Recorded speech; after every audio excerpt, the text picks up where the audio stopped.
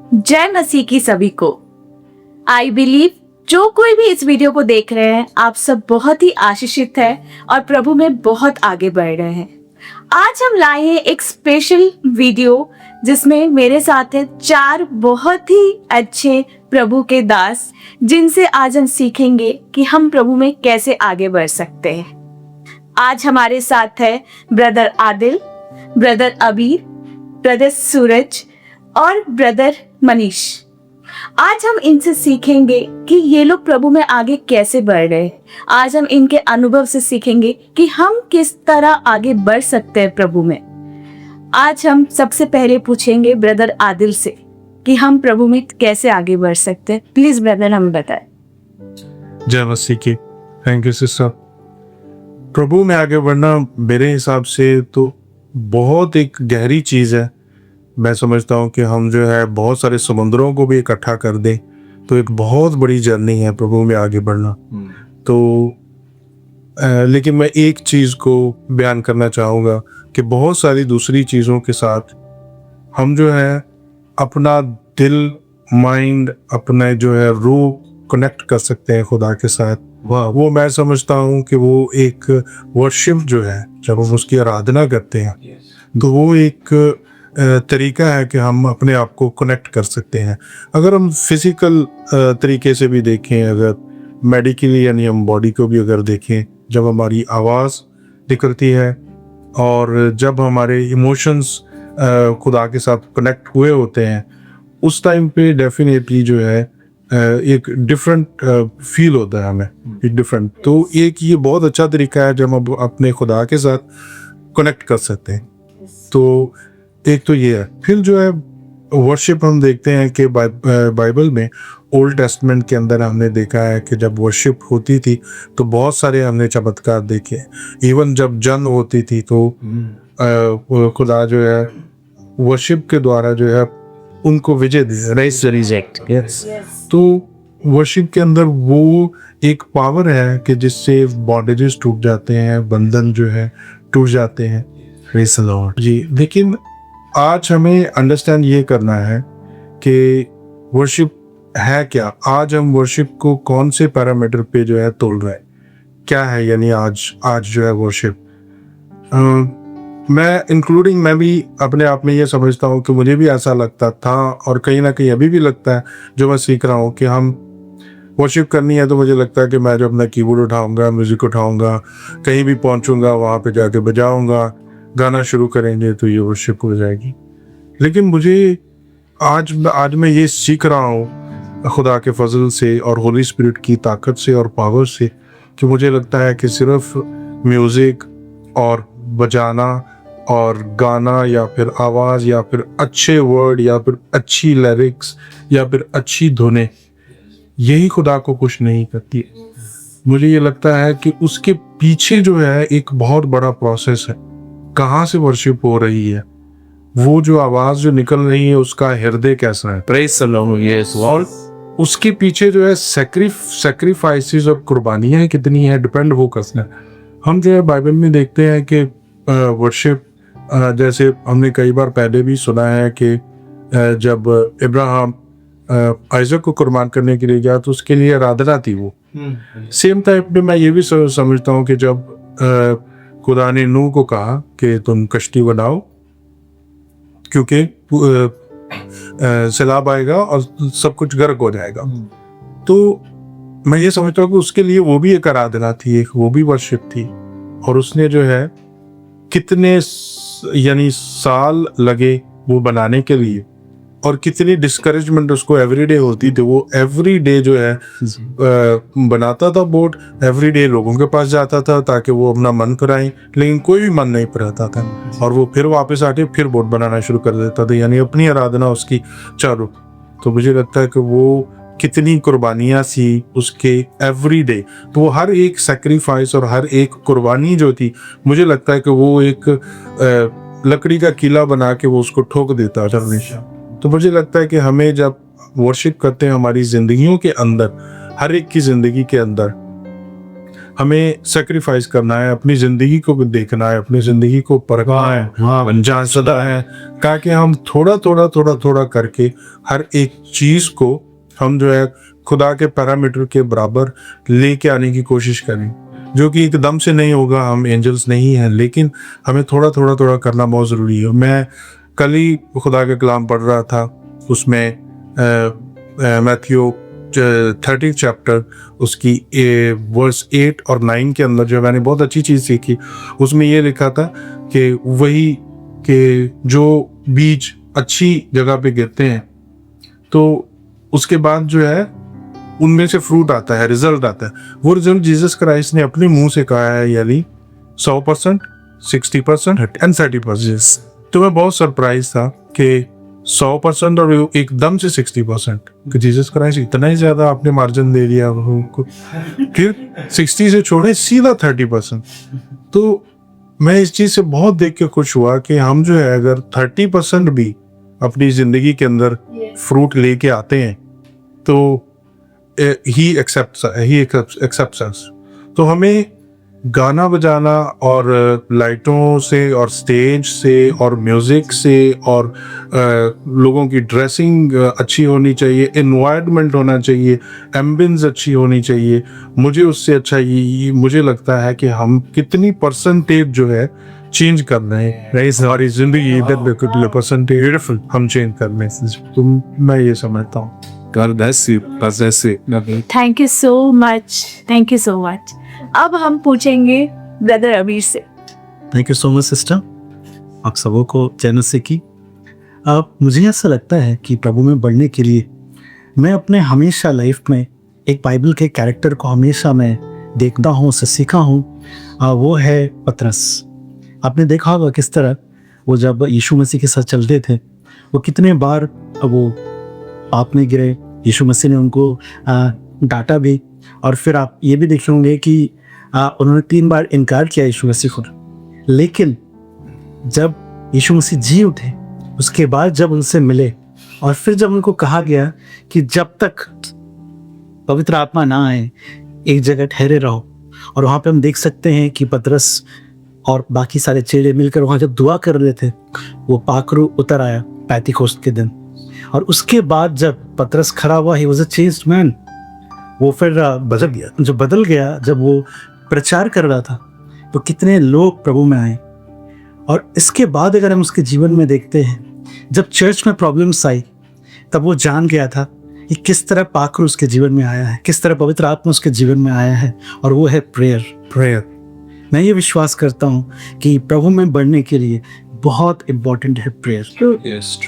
और ये प्रेयर ही आज हमारे जीवन में एक ऑल्टर की तरह है। Praise the Lord. और ये प्रेयर ही है जो हमें अपने पिता के साथ जोड़ता है। हमें ये जरूरी है आज के दिन मीडिया कि हम उन ट्रेडिशनल प्रेयर से बाहर निकलें। Yes right. और एक खूबसूरत से रिश्ता बनाए प्रभु के साथ। मुझे तो ऐसा लगता है कि प्रेयर का मतलब ये है कि मैं अपने पिता से बात करता हूँ, और मैं हमेशा ये कोशिश करता हूँ कि जब भी मैं प्रे करूँ, जब स्टार्ट करूँ, कुछ अच्छे प्यारे शब्दों से करो। Yes. रिपीटेटिव ना करो, ताकि ऐसा ना लगे कि बस ऐसी फॉर्मेलिटी के लिए उससे बातें कर रहा हूँ।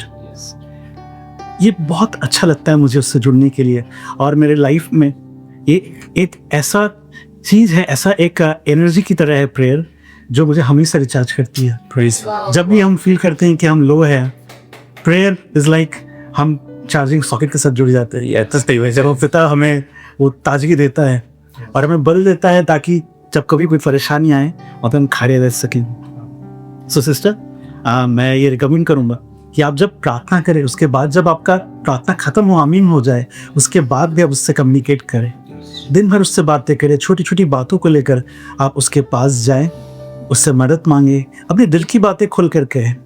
मुझे लगता है ये बहुत ही ब्यूटीफुल ये रिलेशनशिप है। Right that. Thank you.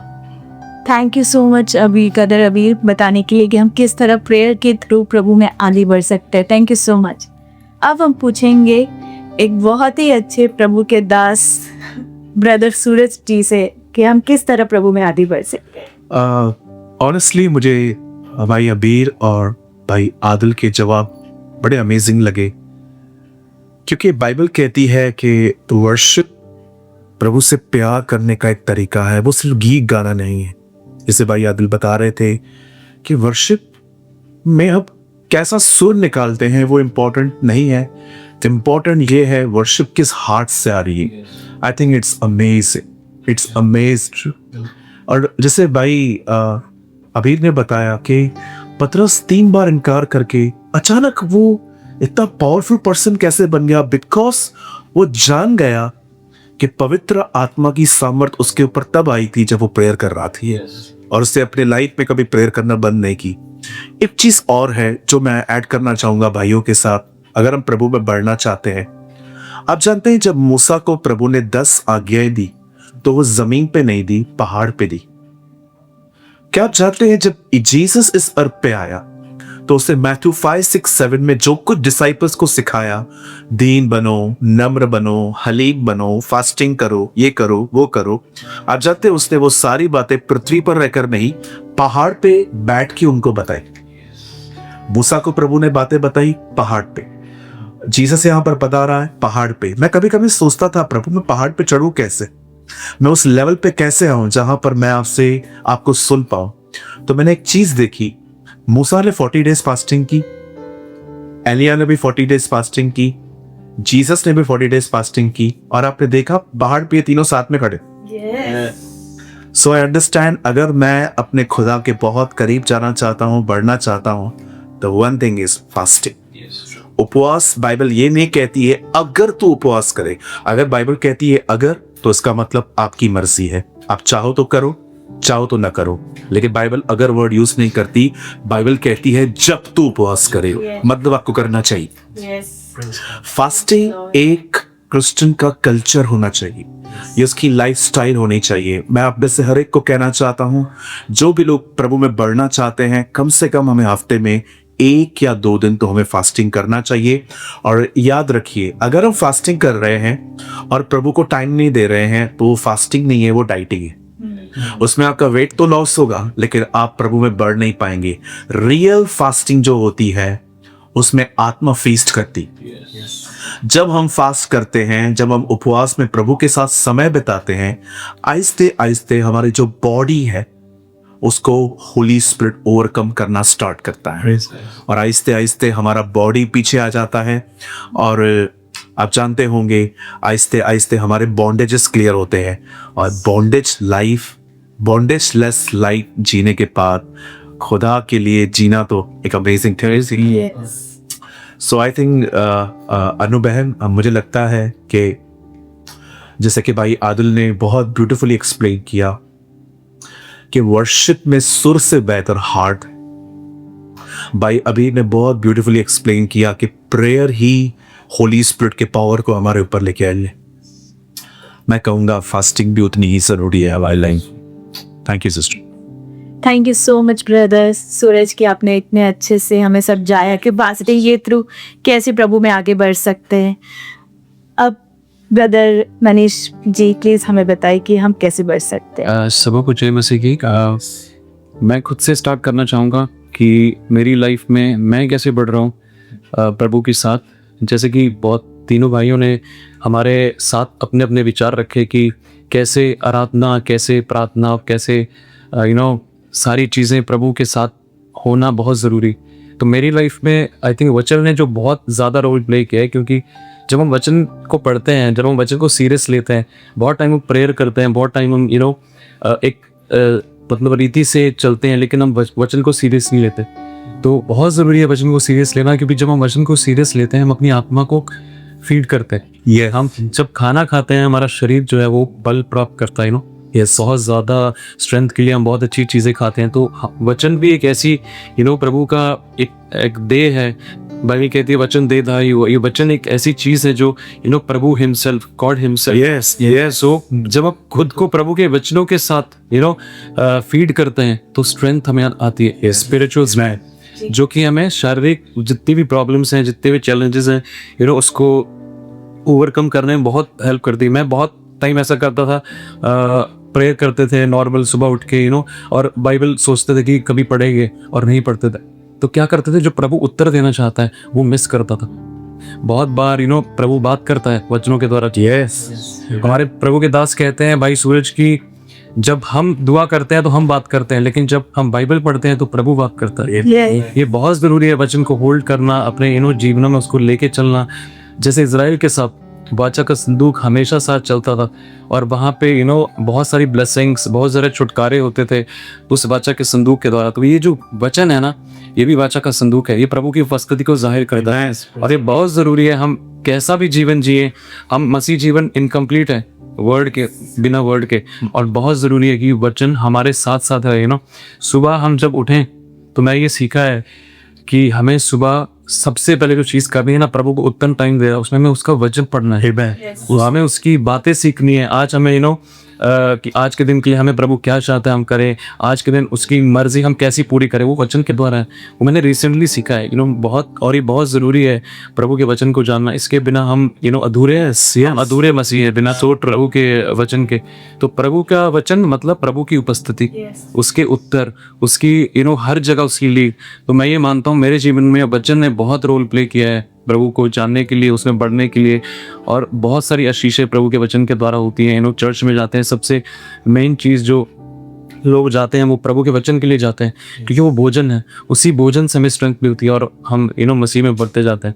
फिर ये मेरा एक्सपीरियंस है रिसेंटली कि बहुत ज़रूरी है प्रभु के वचन को मनन करना, उस पर यस प्रभु की thank you so much brother Manish, thank you so much. Glory to God. Yes, so I believe कि आप सबको ये वीडियो से बहुत हेल्प मिलेगा कि हम कैसे प्रभु में आगे बढ़ सकते हैं, किस तरह हम वर्शिप से आगे बढ़ सकते हैं, प्रभु में फास्टिंग के थ्रू आगे बढ़ सकते हैं, प्रेयर के थ्रू आगे बढ़ सकते हैं, एंड मोस्ट इम्पॉर्टेंटली बाइबल बढ़िया ये पसंद है। सो आई बिलीव कि ये आपको बहुत हेल्प करेगा कि आप प्रभु में आगे बढ़े, और सभी को प्रभु बहुत आशीष दे। Thank you.